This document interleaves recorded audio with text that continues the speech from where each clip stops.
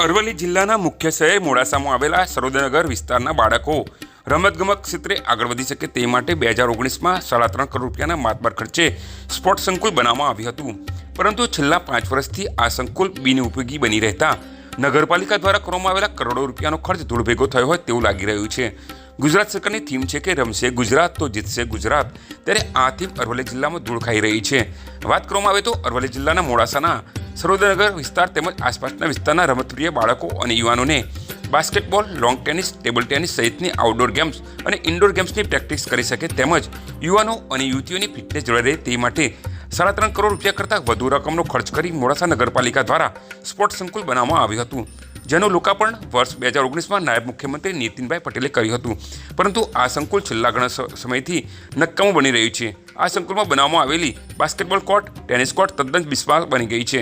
જ્યાં જુઓ ત્યાં ઝાડે ઝોખરા ઉગી નીકળ્યા છે. બીજી તરફ ઇન્ડોર ગેમ્સ પણ માટેનો હોલ પણ બિનઉપયોગી બની રહ્યો છે. આ સ્થિતિ જોતાં કરોડ રૂપિયાની ખર્ચીને બનાવવામાં આવેલું સ્પોર્ટ સંકુલ હાલના તબક્કે ધૂળ ખાઈ રહ્યું છે.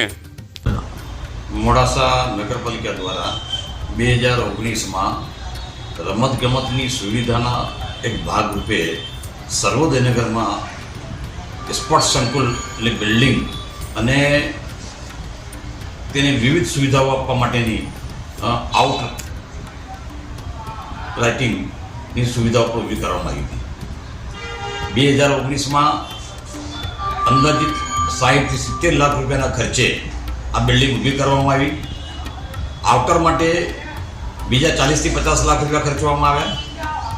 અને ખરેખર નવાઈની વાતો એવી છે કે પૂર્વ નાણામંત્રી નીતિનભાઈ પટેલ અને પૂર્વ સાંસદના હસ્તે આનું લોકાર્પણ કરવામાં આવ્યું.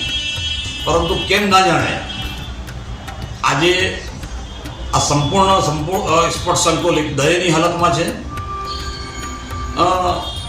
મને જે માહિતી મળી એ પ્રમાણે મોડાસા નગરમાં વિવિધ ઇજારાદારો દ્વારા જે કામગીરી હાથ ધરવામાં આવે છે તેમના માણસોની રહેવા માટેની વ્યવસ્થા ત્યાં ઊભી થઈ હોય અને તેના કારણે અથવા તો અન્ય કોઈ કારણસર આજે સંપૂર્ણ શરમજનક સ્થિતિમાં આજે સંપૂર્ણ સંકુલ અને બહારની પરિસ્થિતિનું નિર્માણ થયું છે.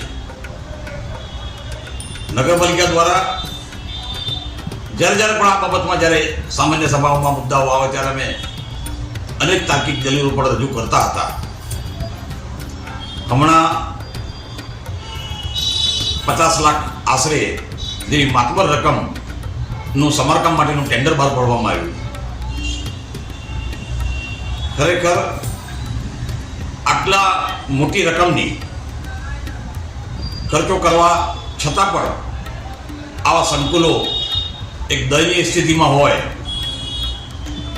જે ઉદ્દેશથી આ સંકુલોને બનાવવામાં આવ્યા છે તે ઉદ્દેશ સફળ ના થાય તો હું માનું છું કે આ બાબતમાં ગંભીરતાપૂર્વક નગરપાલિકાના તંત્રએ અને શાસક પક્ષે વિચારવા જેવું છે.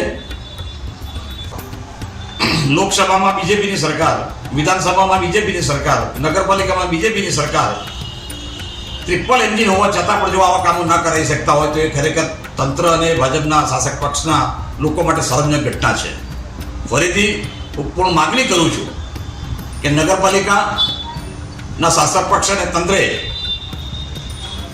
એક તપાસ કરીને આટલી મોટી રકમનો જે ખર્ચો કર્યો હોય ને આની હાલત કઈ રીતે થઈ છે તે એક ચર્ચાનો વિષય બન્યો છે. તો તેના માટે સંપૂર્ણ તપાસ કરીને એક શ્વેતપત્ર બહાર પાડવું જોઈએ. મોડાસાના સરોદનગર વિસ્તારમાં વર્ષ 2019માં બનાવવામાં આવેલા સ્પોર્ટ્સ સંકુલની ગેમ્સ માટે કોચ અને શિક્ષકો માટે પાલિકા તંત્ર દ્વારા શોધખોળ કરવામાં આવી હતી. ત્યારે નગરપાલિકાએ સ્પોર્ટ્સ સંકુલ ચલાવવા ટેન્ડર પ્રક્રિયા પણ કરી હતી. પરંતુ ટેન્ડર ભરનાર એજન્સી દ્વારા સંકુલ ચાલુ કરવા યોગ્ય રસ ન દાખવતા સ્પોર્ટ્સ સંકુલ કાર્યરત કરી શકાયું ન હતું.